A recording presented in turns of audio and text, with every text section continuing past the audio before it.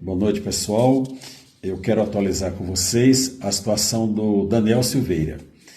Hoje eu tive uma reunião que considero bastante produtiva, hoje pela manhã, com o procurador que está cuidando do caso mais de perto, o doutor Guilherme, e pude expor o meu pensamento a respeito desse caso. Ele ouviu com toda a atenção e vamos aguardar o encaminhamento. Mas nessa reunião, o procurador me alertou sobre a decisão do ministro Alexandre de Moraes sobre uns quesitos formulados no dia 23, segunda-feira.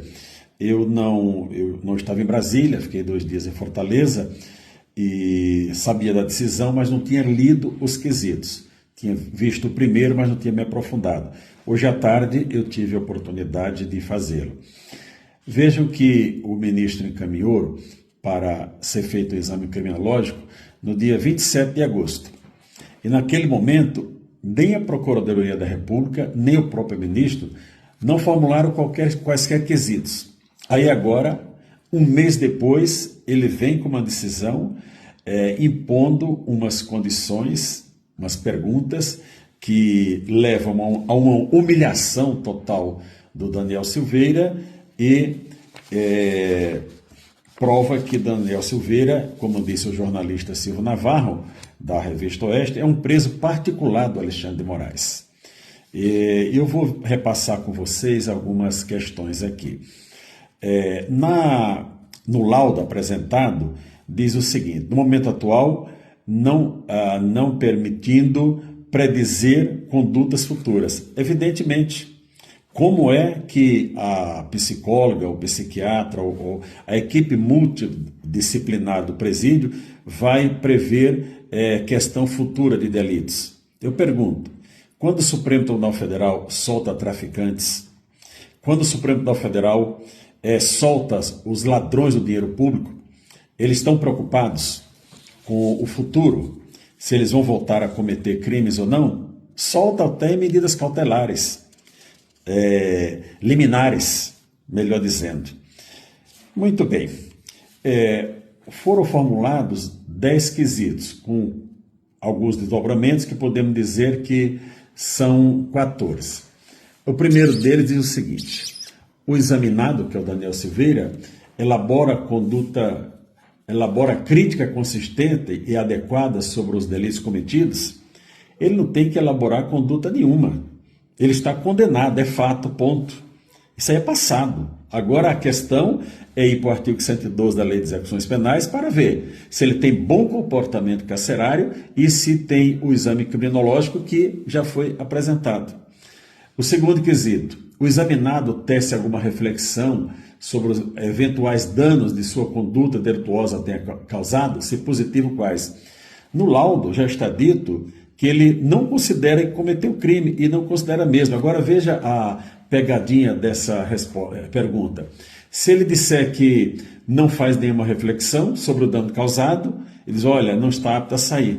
E se ele disser, não, realmente eu causei algum dano, vai dizer, olha, está vendo? A condenação foi correta, o que nós fizemos foi correto. Quer saber sobre periculosidade? Isso aqui posso pular. Apresenta estereótipo de que voltará a delinquir? Qual o crime que Daniel Silveira cometeu anteriormente? Qual a ficha criminal de Daniel Silveira para fazer uma pergunta dessa? Está claro que o ministro não quer liberá-lo e o doutor Paulo Farias já está tomando as providências no âmbito internacional. Está apto a progredir de regime, isso é tranquila. O examinado tem consciência moral social? O que seria uma consciência moral social? Eu perguntaria para o ministro, quando o senhor faz o que está fazendo com Daniel Silveira, quando o senhor faz o que fez e está fazendo com Felipe Martins, quando o senhor fez e faz com os presos do 8 de janeiro, o senhor está preocupado com consciência moral social? Eu devolveria a pergunta para o senhor.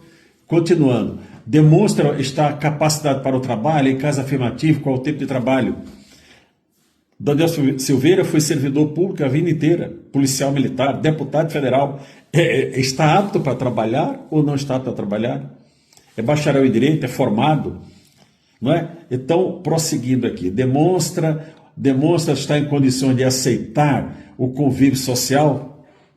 Não, ministro, demonstra que ele está apto a viver da prisão, lá onde o senhor quer que ele permaneça, até morrer. Essa é a resposta que eu daria. Não é? Continuando, o entrevistado mostrou-se cooperativo a responder por completo, de forma espontânea, as perguntas. E se ele não colaborar? E se ele responder? Se ele responder, fizer deram umas respostas rindo, alegre, olha gente, estou colaborativo aqui, é isso que o senhor quer? Humilhar o Daniel Silveira, mais do que o senhor já tem humilhado? Ele tem que responder com revolta. O doutor Paulo Farias, como eu disse, está tomando as providências para as denúncias internacionais, mas eu vou desde já alertar a doutora Paola, que é esposa do Daniel Silveira e também advogada do processo. Doutora Paola, corra no presídio e não deixe o Daniel se submeter a esse novo exame sem conversar com os advogados. Nós precisamos orientar o Daniel, porque aqui tem algumas perguntas que o ministro está sendo claro, que a depender da resposta do Daniel, ele não vai soltar, ele não vai progredir de regime, colocar no regime semiaberto. Foi o mesmo que ele tentou fazer com o Felipe Martins. Olha, dá a concordância para que a imigração dos Estados Unidos acesse os seus dados para nos trazer aqui, e nós dissemos não. O senhor está querendo arrumar prova, que o senhor que arrume essa prova.